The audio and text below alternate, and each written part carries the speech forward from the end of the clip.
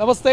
రాష్ట్ర వ్యాప్తంగా దేశవ్యాప్తంగా భారీ నుంచి అతి భారీ వర్షాలు కురుస్తున్నాయి. ప్రధానంగా ఉత్తర భారత్లో కనుక మనం చూసుకున్నట్టయితే జమ్మూ కాశ్మీర్ కావచ్చు, ఇతరితర ప్రాంతాల మొత్తం కూడా భారీ స్థాయిలోనే వర్షం పడుతుంది. భారీ వరద ఉధృతి కూడా మనకు కనిపిస్తుంది. ప్రధానంగా తెలంగాణ విషయానికి వస్తే 8 జిల్లాలకు వాతావరణ శాఖ ఎల్లో అలర్ట్ జారీ చేసింది. హైదరాబాద్ మహానగర వ్యాప్తంగా కావచ్చు, తెలంగాణ వ్యాప్తంగా కావచ్చు, ఇక మోస్తారు నుంచి భారీ వర్షాలు కురుస్తూ ఉన్నాయి. నిన్నటి నుంచి మొన్నటి నుంచి కూడా మరి వర్షాలు అయితే కురుస్తూ ఉన్నాయి కంటిన్యూస్గా. ఒకసారి మనం హైదరాబాద్కి సంబంధించినటువంటి వాతావరణ పరిస్థితులు కనుక చూసినట్టయితే ప్రధానంగా హైదరాబాదు నగరాలన్నీ కూడా, హైదరాబాద్లో ఉన్నటువంటి నగరం అంతా కూడా రోడ్లన్నీ కొంత జలమయమైనటువంటి పరిస్థితి మనకు కనిపిస్తుంది. నగరవాసులు ఇవాళ ప్రధానంగా వినాయక చవితికి సంబంధించి కూడా కొంతమంది వినాయక మండపాల ఏర్పాటు కావచ్చు, వినాయక సంబంధించి పూజా కార్యక్రమాలు కావచ్చు, ఇవన్నీ కూడా జరుగుతున్నటువంటి వేళ కొంత చిరు వ్యాపారులతో పాటు ఇటు వినాయక ఉత్సవాలకు సంబంధించి కూడా కొంత ప్రజలు ఇబ్బంది పడుతున్నటువంటి పరిస్థితి మనకు కనిపిస్తుంది. ప్రధానంగా ఇక తెలంగాణతో పాటు భారతదేశ వ్యాప్తంగా ఉత్తరాది రాష్ట్రాల్లో భారీ వర్షాలు కురుస్తున్నాయి. ప్రధానంగా జమ్మూ కాశ్మీర్, హిమాచల్, ఉత్తరాఖండ్, పంజాబ్, హర్యానా, ఢిల్లీ, రాజస్థాన్, మధ్యప్రదేశ్, గుజరాత్, మహారాష్ట్రలో భారీ వర్షాలు.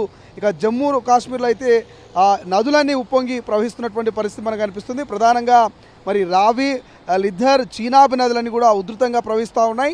ఇక తెలంగాణ విషయానికి వస్తే తెలంగాణ వ్యాప్తంగా భారీ వర్షాల సూచన ఉందంటూ వాతావరణ శాఖ చెప్తుంది. 8 జిల్లాలకు ఆరెంజ్ అలర్ట్ జారీ చేసింది.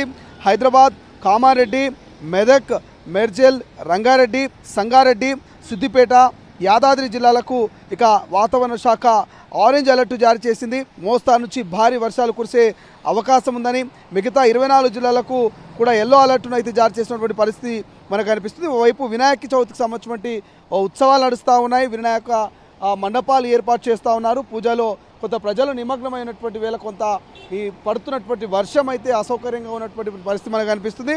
మరోవైపు తాజాగా లేటెస్ట్ అప్డేట్స్ కనుక మనం చూసుకున్నట్టయితే కామారెడ్డిలో భారీ వర్షాలకు అయితే రైల్వే ట్రాక్లన్నీ కూడా దెబ్బతిన్నట్టు తెలుస్తుంది. ప్రధానంగా తలమట్ల దగ్గర రైలు పట్టాలపై నుంచి వరద ప్రవాహము వెళ్తున్నటువంటి పరిస్థితి మనకు కనిపిస్తుంది. 12 రైళ్ల రాకపోకలకు అంతరాయం కలిగినట్టు తెలుస్తుంది. ప్రధానంగా 4 రైళ్లను దారి మళ్లించినట్టు అధికారులు ఇక ట్రాక్ పునరుద్ధరణ పనులు చేపట్టినట్టుగా రైల్వే సిబ్బంది చెప్తున్నటువంటి పరిస్థితి. మరోవైపు కామారెడ్డిలో భారీ వర్షానికి పలు రైళ్లు రద్దయ్యాయి.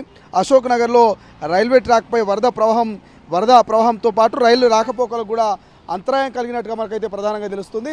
ఓవరాల్గా దేశవ్యాప్తంగా, రాష్ట్ర వ్యాప్తంగా గత 2-3 రోజుల నుంచి కురుస్తున్నటువంటి భారీ నుంచి అతి భారీ వర్షాల వల్ల అయితే ఇటు ప్రజలు, ఇటు రైల్వే ట్రాక్లు కావచ్చు, రవాణా వ్యవస్థ అంతా కూడా అతలాకుతలమైనటువంటి పరిస్థితి మనకు కనిపిస్తుంది.